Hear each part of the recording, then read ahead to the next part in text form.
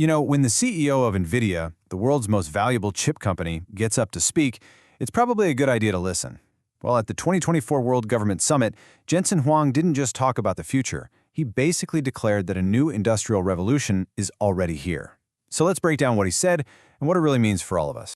Right off the bat, Huang makes this absolutely monumental claim. I mean, he's not talking about a simple software update or, in the next version of the internet. No. He's framing this moment as a historic shift, something on the same level as the Industrial Revolution itself, a fundamental change in how our entire world is going to operate. So what's actually driving this whole revolution? Well, at its very core is a radical change in how computers are built, in their very architecture. Huang calls it accelerated computing, and you can think of it as the brand new engine that's powering this entire transformation. See, for decades, one single component really ran the entire show: the CPU, the central processing unit. It was the reliable, do-everything brain inside every computer. But Huang's big point is that its reign is over. For the mind-boggling demands of AI, that old model is just hitting a wall. And this is just a perfect way to think about it. Imagine a CPU is like a Swiss Army knife. Super versatile, sure, but it's not the best tool for any single job, right? Well, accelerated computing is like having a complete specialized toolkit. It gives you the perfect high-performance instrument for every single complex task. This slide really puts into perspective just how massive this change is. We're talking about 60 years. Since the first IBM mainframe back in 1964, the CPU was the undisputed king of computing. Everything was built around it. And what we're seeing right now is the end of that 6-decade-long era. Okay, the scale of this transition is it's hard to even wrap your head around. That number you see, $1 trillion, that's what's being invested right now to completely overhaul the world's data infrastructure. Entire data centers are being rebuilt from the ground up, all based on this new model. And if you think that's a big number, it's not even stopping there. Huang predicts that number is going to double to $2 trillion in just the next 4 to 5 years. This isn't some slow, gradual trend. It's an absolute economic avalanche that's transforming global infrastructure as we speak. But here's the kicker.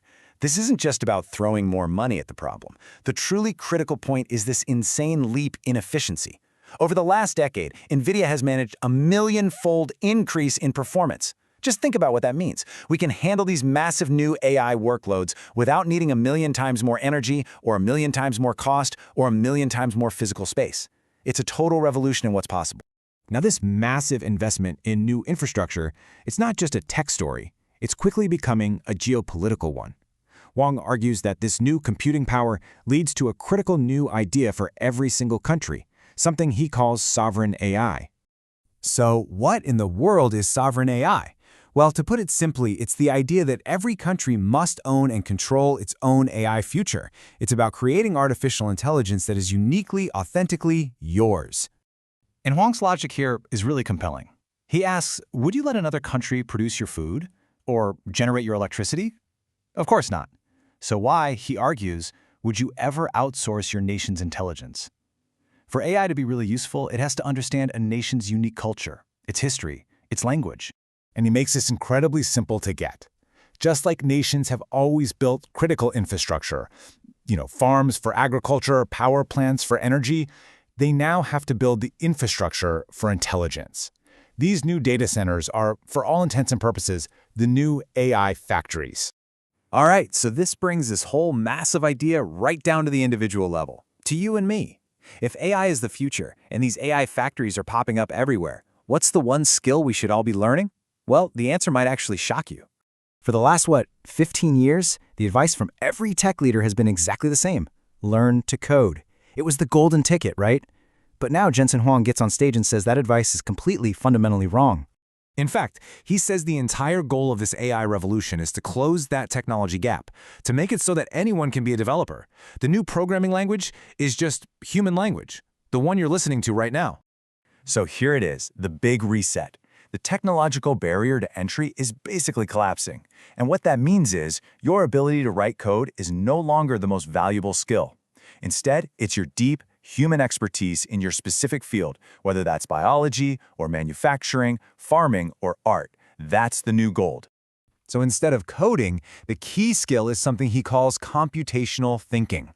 It's really about learning how to structure a problem, how to break it down into logical steps, and then clearly telling the AI how to solve it. You bring the expert knowledge, the AI brings the raw execution power.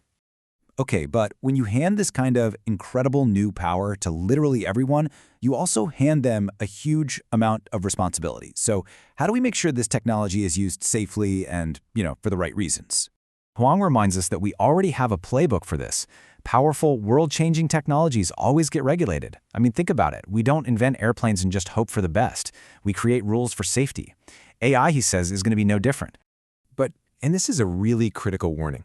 He says we have to find the right balance. Yeah, regulation is needed to build trust and make sure things are safe. But he warns against over-regulating, because if we create rules that are too strict, we risk choking off innovation and concentrating all this power into the hands of just a few giant companies that can afford the legal bills. Ultimately, the goal isn't just to create smart technology. It's about building AI that's also wise, that's ethical, and that's genuinely helpful. It's about embedding our best human values directly into the code of the future. So the final takeaway here is clear, and it is incredibly empowering.